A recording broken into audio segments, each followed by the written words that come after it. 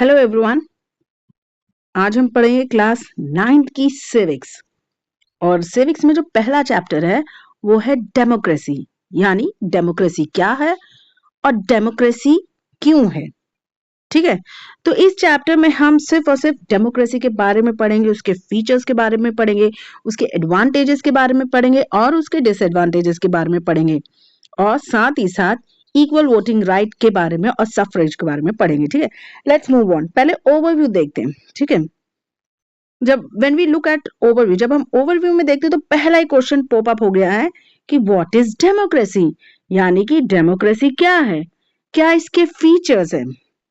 तो ये जो चैप्टर है, यानी ये चैप्टर सिंपली डेफिनेशन, डेमोक्रेसी की डेफिनेशन पे डिपेंड करता है। स्टेप बाय स्टेप हम देखेंगे कि डेमोक्रेसी की डेफिनेशन कैसे बनती है। ठीक है, तो यहाँ पर जो मेन एम है, इस चैप्टर में जो मेन एम बताया गया है वो क्लियरली बताया गया है कि हम डेमोक्रेटिक किस टाइप की गवर्नमेंट बनाती है, डेमोक्रेसी के जो मिनिमम फीचर्स हैं उसके बारे में पढ़ेंगे। ठीक है, फिर आगे हम पढ़ेंगे कि डेमोक्रेटिक कितने फॉर्म में है, यानी फॉर्म ऑफ डेमोक्रेसी पढ़ेंगे, यानी कितने टाइप्स या कितने फॉर्म में गवर्नमेंट बनती है डेमोक्रेटिक में। फिर हम नॉन डेमोक्रेटिक गवर्नमेंट के बारे में भी थोड़ा बहुत पढ़ेंगे। और जैसे हम इस चैप्टर के अंत में आएंगे, we step beyond this minimal objective and introduce a broader idea of democracy. Chapter के अंत में आते आते हम जो डेमोक्रेसी है उसका बहुत ब्रॉडर डेफिनेशन पढ़ेंगे। मतलब इससे पहले जो पढ़ेंगे वो बहुत नैरो डेफिनेशन होगा डेमोक्रेसी का, मतलब वर्ड टू वर्ड डेफिनेशन होगा, उसमें फीचर्स होंगे, मिनिमम फीचर्स होंगे। लेकिन जैसे जैसे हम चैप्टर के एंड में आएंगे वैसे ही हम डेमोक्रेसी के ब्रॉडर डेफिनेशन के बारे में पढ़ेंगे। ठीक है, सो लेट्स मूव ऑन। चलिए चलते हैं पहला कि डेमोक्रेसी क्या है। ठीक है, have you have already read about different forms of government. On the basis of your understanding of democracy so far, mentioning a few examples, write down some common features of democratic government and non-democratic government. तो ये first जो sentence कह रहा है कि आप already पढ़ चुके हैं, आप अपने प्रीवियस क्लासेस में, जो यानी कि 8th में आप फॉर्म ऑफ गवर्नमेंट पढ़ चुके हैं। ठीक है, अब उसी के बेसिस में हम डेमोक्रेसी को समझेंगे, और यहाँ पे आपकी बुक के अकॉर्डिंग आपको एग्जाम्पल्स देने पड़ेंगे।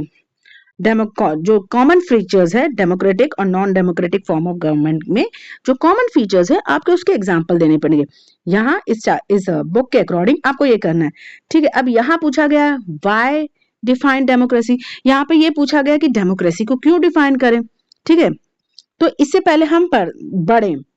ठीक है, इस बुक के अकॉर्डिंग अगर हम बढ़ते हैं तो हम पहले एक क्या बोलते हैं, स्टोरी पढ़ लेते हैं। ठीक है, एक कन्वर्सेशन हो रहा है यहाँ पे मैरी और मैटिल्डा के बीच में। ठीक है, हम वो कन्वर्सेशन पढ़ते हैं, और ये जो कन्वर्सेशन है ये क्लास में हो रहा है।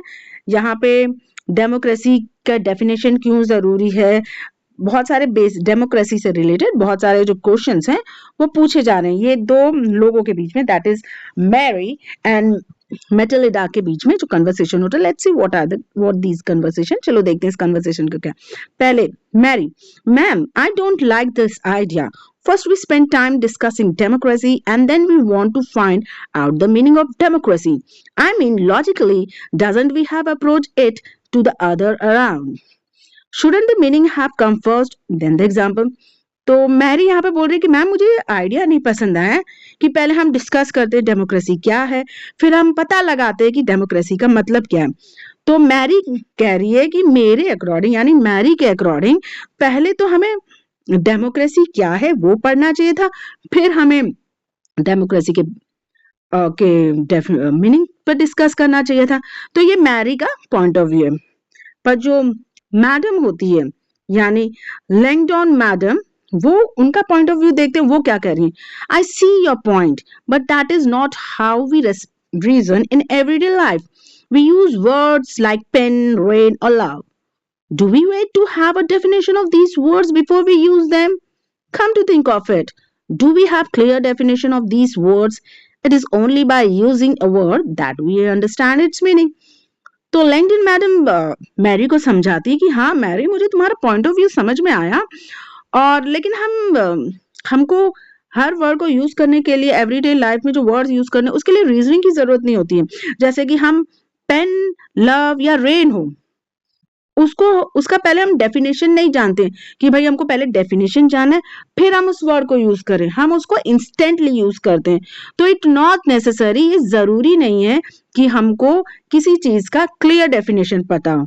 ठीक है, हम उसको समझने से पहले, उस वर्ड को समझने से पहले हम उसको यूज करने लगते हैं। ठीक है, it is only by using a word that we understand it meaning. जब हम कोई वर्ड यूज करते हैं और जब हम उस वर्ड को फ्रिक्वेंटली यूज करते हैं तो हमको फिर उस वर्ड का मीनिंग या डेफिनेशन ऑटोमेटिकली पता चल जाता है।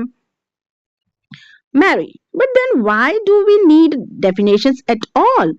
तो तब अब मैरी पूछती, अच्छा मैम, ठीक है, आपने कहा कि जब हम वर्ड कंटिन्यूसली यूज करते हैं तो हम समझ जाते हैं, हमको मीनिंग समझ में आ जाता है, अच्छा ये इसका मीनिंग, फिर हमको डेफिनेशन की क्यों जरूरत होती है? ये मैरी पूछती है। Then why we need a definition at all? तो मैरी का बहुत स्ट्रेट, बहुत सिंपल क्वेश्चन था। अच्छा, जब हम यूज करते तो हमको फिर डेफिनेशन की क्यों जरूरत है? तो मैडम कहती हैं, we need a definition only when we come across a difficult in the use of a word. तो मैडम का कहना है कि हमें डेफिनेशन की तभी जरूरत होती है जब हमको कोई डिफिकल्ट वर्ड, जब हम कोई डिफिकल्ट वर्ड यूज करते हैं। We need a definition of rain only when we wish to distinguish it from saying drizzle और क्लाउड बस्ट। तो हमें डेफिनेशन की तब जरूरत पड़ती है, जैसे रेन की डेफिनेशन की तब जरूरत पड़ती है जब हम ड्रिजल और क्लाउड बर्स्ट के बीच में डिफरेंट करना चाहें कि ड्रिजल क्या चीज है, ड्रिजल अलग क्या होता है, क्लाउड बर्स्ट क्या होता है। ठीक है, the same is true for democracy. तो इसी तरह डेमोक्रेसी के लिए भी ये बात लागू होती है जब हम डेमोक्रेटिक या डेमोक्रेसी को डिफरेंशिएट करना चाहें। We need a clear definition only because people use it for different purpose, because very different kind of government call themselves a democracy.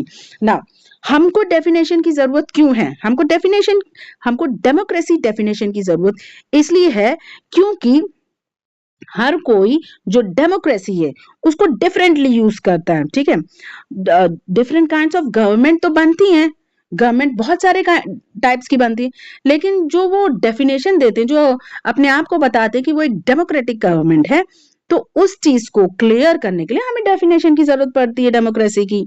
Now फिर एक नया स्टूडेंट खड़ा होता है, Raibang, but why do we need to work on a definition? तो वो राइबैंग पूछता है कि अच्छा फिर हमको डेफिनेशन में वर्क करने की क्यों जरूरत होती है? The other day you quote Abraham Lincoln to us, democracy is a government of the people, by the people and for the people. तो राइबन बुक कहता है कि हमने मतलब कल पढ़ा था कि अब्राहम लिंकन ने किया था कोट कि डेमोक्रेसी जनता के लिए बनी है और जनता के लिए है। ठीक है, इट इज द पीपल, ये जनता की है, जनता द्वारा बनी गई है और जनता के लिए बनी गई है। ठीक है, we in Meghalaya always rule ourselves.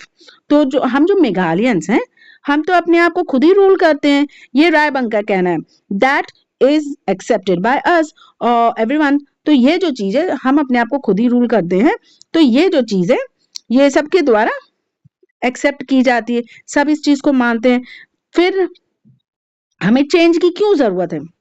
ना, अब रायबंग के इस क्वेश्चन पे मैम बोलती हैं, I am not saying we need to change it. तो मैम का कहना है कि मैं ये नहीं कह रही कि हमको चेंज की जरूरत है। I too find this definition very beautiful. तो मैम लैंगडन का कहना है कि मुझे भी ये जो डेफिनेशन है बहुत अच्छा लगता है। कौन सा डेफिनेशन? अब्राहम लिंकन ने कहा है कि democracy bye the people, for the people end of the people, right? ये अब्राहम लिंकन का डेफिनेशन है, बट फिर भी हमें डेफिनेशन पढ़ने की क्यों जरूरत है? ये रायबंग का क्वेश्चन है कि हमने पहले ही पढ़ लिया डेमोक्रेसी का डेफिनेशन, फिर भी हमको दूसरा डेमोक्रेसी का डेफिनेशन पढ़ने की क्यों जरूरत है? तो मैम ये कह रही हैं कि मेरे को, कि वो ये कहना चाहती कि मैं नहीं कह रही कि हमें डेफिनेशन चेंज करने की जरूरत है, मैं ये कह रही हूँ कि ये डेफिनेशन अच्छा है, but we don't know if this is the best way of defining unless we think about it ourself. तो मैम का कहना है कि पर मुझे ये नहीं लगता कि ये बहुत बेस्ट वे है डेमोक्रेसी का डिफाइन करने का, क्योंकि maybe at some point of time democracy का डेफिनेशन चेंज हो सकता है। कुछ लोगों के लिए डेमोक्रेसी कुछ और मतलब है, कुछ लोगों के लिए कुछ हो सकता है, कुछ लोग इसको एक्सेप्ट नहीं कर सकते, right. We must not accept something just because it is famous, just because everyone accept it. तो यहाँ पे मैम कह रही है कि हम लोगों को जरूरी नहीं कि हम एक्सेप्ट कर लें क्योंकि किसी फेमस ने एक्सेप्ट कर लिया या सबने एक्सेप्ट कर लिया, ठीक है। वो बहुत ट्रिकी वन से बोलती है कि इट्स नॉट नेसेसरी कि हम हर वो चीज एक्सेप्ट कर लें जो किसी फेमस इंसान द्वारा कही गई हो या फिर जब हर लोगों ने एक्सेप्ट कर लिया, हमारे पास कोई रीजन नहीं, राइट। अब इस पे योलंडा बोलती है, ma'am can I suggest something, we don't need to look for any definition, I read somewhere that the word democracy comes from Greek word demokratia. In Greek, demo means people and kratia means rule. So democracy ruled by the people. This is the correct meaning. Why is the need to debate?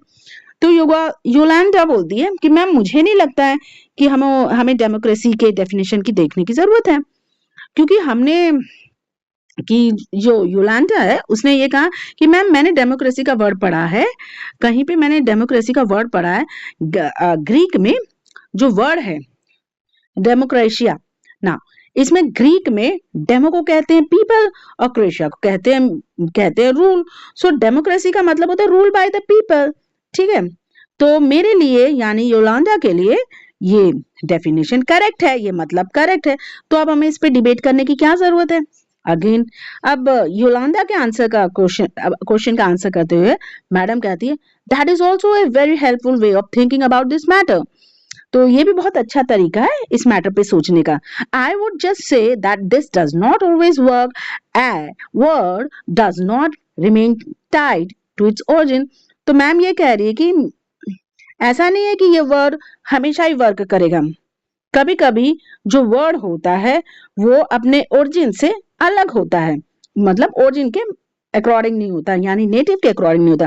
Just think of computer, originally they were used for computing, that is to say calculating very difficult mathematical sums। तो इस जो उन्होंने point कहा है कि जरूरी नहीं हर word its origin, हर word का मतलब इसके ओरिजिन से ही हो। तो वो एक एग्जांपल देते हैं कि कंप्यूटर के बारे में अगर हम बात करें तो बेसिकली अगर हम कंप्यूटर का मतलब समझें तो ये बेसिकली बहुत टफ जो चीज है उसको कैलकुलेट करने के लिए बना, मैथमेटिकल सम को कैलकुलेट करने के लिए पड़ा, हाँ, और इसको दूसरी भाषा में पावरफुल कैलकुलेट कर सकते हैं। बट आज के टाइम पे जो पीपल हैं वो कंप्यूटर को सम के अलावा उसको राइटिंग में, उसको डिजाइन करने में, गाना सुनने के लिए, फिल्में देखने के लिए यूज करते हैं। Word remain the same but the meaning can change with time. तो जो वर्ड था कंप्यूटर का वो उसका मतलब तो सेम रहा पर जो उसका मीनिंग था अब वो टाइम के साथ बदल गया। पहले कंप्यूटर बना था सिर्फ और सिर्फ कैलकुलेशन के लिए, धीरे धीरे जैसे टाइम चेंज हुआ तो वो कैलकुलेशन से कन्वर्ट हो गया, राइटिंग के लिए भी हेल्पफुल होने लगा, डिजाइनिंग के लिए भी हेल्पफुल होने लगा, लिसनिंग म्यूजिक के लिए भी हेल्पफुल होने लगा और फिल्म देखने के लिए भी हेल्पफुल होने लगा। तो मैम का कहना था कि जैसे जैसे टाइम चेंज होता है वैसे वैसे वर्ड का जो मतलब है वो भी चेंज हो जाता है, ठीक है। In that case it is not very useful to look at its origin of the word. तो इस हिसाब से ये यूजफुल नहीं है कि हम इस वर्ड का ओरिजिन देखें, ठीक है। अब मैरी बोलती ma'am so basically that you are saying is that there is no shortcut to our thinking about the matter itself. We have to think about it, meaning and evolve a definition. तो Mary finally कहती है कि तो ma'am आप basically ये कह रही है कि यहाँ पे कोई शॉर्टकट तरीका नहीं है कि हम ये जो मैटर है यानी डेमोक्रेसी का डेफिनेशन है उसको अपने अकॉर्डिंग सोचें, ठीक है। हमको उसका मतलब सोचना पड़ेगा और उसका जो टाइम के अकॉर्डिंग जो चेंज हो रहा है डेफिनेशन उसके बारे में सोचना पड़ेगा। अब लिंडन मैम बोलती है yes you got me right. अब कहती हैं हाँ अब तुम्हें समझ में आया कि मैं क्या कहना चाहती हूँ। मैं ये कहना चाहती हूँ कि टाइम के अकॉर्डिंग जो वर्ड है उसकी मीनिंग चेंज हो जाता है, ठीक है। अब यहाँ पे let's move on to the simple definition. अब हम सिंपल डेफिनेशन के बारे में पढ़ते हैं, फिर हम similarity and discuss and difference के बारे में पढ़ेंगे। That is called democracy. One simple factor common to all democracy is the government is chosen by the people. We could thus start with the simple definition. Democracy is a form of government in which the ruler are elected by the people. तो जो सबसे common बात होती है democracy की, या फिर ये कहें जो सबसे कॉमन फीचर है डेमोक्रेसी का, वो ये है कि जो गवर्नमेंट होती है वो पीपल द्वारा चुनी जाती है, राइट। तो हम इसको अगर सिंपली कहें तो जो डेमोक्रेसी है वो एक फॉर्म ऑफ गवर्नमेंट है जिसको पीपल द्वारा चुना जाता है और वो सरकार चलाती है, ठीक है। It is a form of government in which the ruler are elected by the government people. तो ये एक फॉर्म ऑफ गवर्नमेंट है जहां पे जो रूलर है, जो चलाने वाला है, उसको पीपल इलेक्ट करते हैं ना। This is a useful starting point. The definition allows us to separate democracy from form of government that are clearly not democratic. तो ये जो पॉइंट है जहां पे ये कहा गया है, जो कॉमन फीचर है डेमोक्रेसी का, कि जो फॉर्म ऑफ गवर्नमेंट है जिसको पीपल चुनते हैं चलाने के लिए, ठीक है। तो ये जो डेफिनेशन है ये एक स्टार्टिंग पॉइंट है जहां पे हम सेपरेट कर सकते हैं डेमोक्रेसी को फॉर्म ऑफ गवर्नमेंट से। सी डेमोक्रेसी का ये एक फीचर है कि जो गवर्नमेंट है वो पीपल द्वारा चुनी जाती है और जो फॉर्म ऑफ गवर्नमेंट है वो भी पीपल द्वारा चुनी जाती है। ये दोनों का कॉमन फीचर है, but form of government different होती है और डेमोक्रेसी डिफरेंट होती है। अब यहाँ पे इन्होंने एग्जाम्पल दिए। The army ruler of Myanmar were not elected by the people. Those who happened to be controlled of the army become the ruler of the country. तो जो म्यांमार में है, ठीक है, वहां पे जो आर्मी है, ठीक है, उसको पीपल ने नहीं इलेक्ट किया है, उसको कंट्री चलाने के लिए लोगों ने नहीं इलेक्ट किया है, ठीक है। वो जो आर्मी है उन्होंने खुद ही अपने आप को रूलर वहां पे डिक्लेयर कर दिया। तो ये अगर ये कहा जाए कि जो म्यांमार के पीपल हैं उनका रूलर चुनने में कोई हाथ नहीं था, ठीक है। Same thing happen. तो लेकिन ये गवर्नमेंट थी, ये एक फॉर्म ऑफ गवर्नमेंट थी, वहां पर एक गवर्नमेंट जरूर बनी है, लेकिन वहां पे जो रूलर था, जो सरकार चलाना चाहता था, उसको पीपल ने नहीं इलेक्ट किया, ठीक है। जो टेक ओवर किसने किया? टेक ओवर किया, म्यांमार को टेक ओवर किया रूलर ने। Same thing dictator like Pinochet जो कि चिली का है, are not elected by the people. Same thing जो चिली का जो डिक्टेटर है पिनोशेट, उसको भी पीपल ने नहीं इलेक्ट किया। ये इस टाइप की जो डेमोक्रेसी है, यानी इस टाइप की जो सरकार है, वो मोनार्ची से है, ठीक है। The king of Saudi Arabia rule not because the people have chosen them but to do सो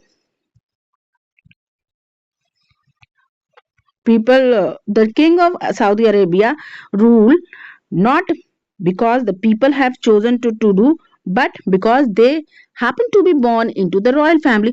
तो they have given the example of Saudi Arabia.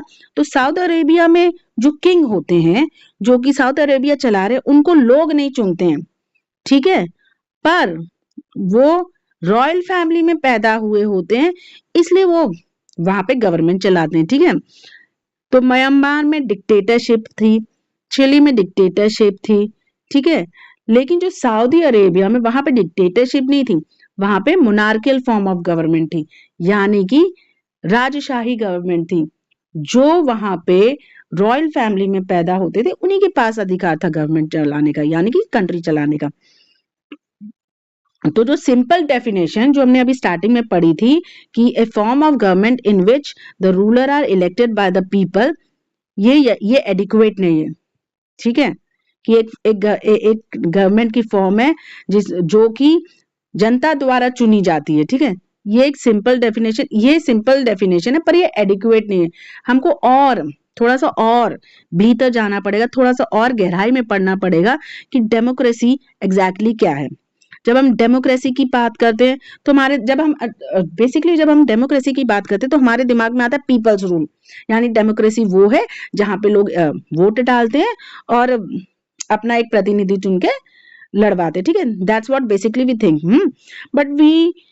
But if we use this definition in an unthinkable manner, we would end up calling almost every government that holds an election a democracy. अगर हम यही चीज सोचें, क्या सोचें कि democracy वो form of government है, जब हम डेमोक्रेसी की बात करें तो जहाँ पे डेमोक्रेसी में लोग जाते हैं, वोट देते हैं, अपना प्रतिनिधि चुनते हैं और वो सरकार बना देते हैं। अगर हम यही सोच रखेंगे तो हम ऑलमोस्ट हर उस गवर्नमेंट को डेमोक्रेसी बोल देंगे जो कि इलेक्शन द्वारा चुनी जाती है। That's what they want to do. तो इस बुक में यही कहा जा रहा है, ये लोग ये बताने की कोशिश करें कि जरूरी नहीं कि अगर कोई सरकार इलेक्शन के जरिए चुनी जा रही है तो वो डेमोक्रेसी ही हो। ठीक है, अब ये हम इलाबोरेट में पढ़ेंगे, चैप्टर 3 में ये हम इलाबोरेट में पढ़ेंगे। मतलब यहाँ ये कहा गया है, अगर हम ये सोचे कि अगर जनता ने किसी सरकार को कंट्री चलाने के लिए चुना है तो वो डेमोक्रेसी है, ये जो कॉन्सेप्ट है ये बड़ा मिसलीडिंग है। क्योंकि पूरे यहाँ पे बहुत सारी ऐसी कंट्री हैं जहाँ पे जनता चुनती तो जरूर है गवर्नमेंट, पर वो डेमोक्रेटिक फॉर्म ऑफ गवर्नमेंट नहीं होती। ये हम बहुत इलेबोरेटली चैप्टर 3 में पढ़ेंगे। ठीक है, तो कंटेम्परेरी वर्ल्ड में जितनी भी गवर्नमेंट हैं वो अपने आप को डेमोक्रेटिक बनाना चाहती है। अगर ये होंगी भी नहीं ना, तब भी ये याद रखें, जो कंटेम्परेरी वर्ल्ड है यहाँ पे अगर कोई गवर्नमेंट डेमोक्रेटिक होगी भी नहीं ना, लेकिन तब भी वो अपने आप को कहलाना चाहेगी कि वो एक डेमोक्रेटिक फॉर्म ऑफ गवर्नमेंट है। And that is why we need to carefully distinguish between a government that is a democracy and one that pretend to be one.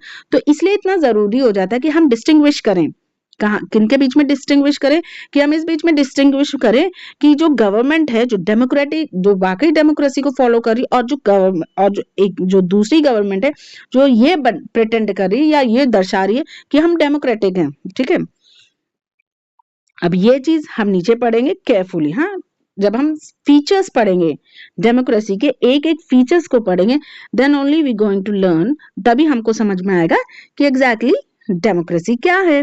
Now, now in next class we are going to learn the feature of the democracy. Here I end this class. If you like the explanation, please do subscribe my channel, do comment on my channel. See you in my next class. Have a good day.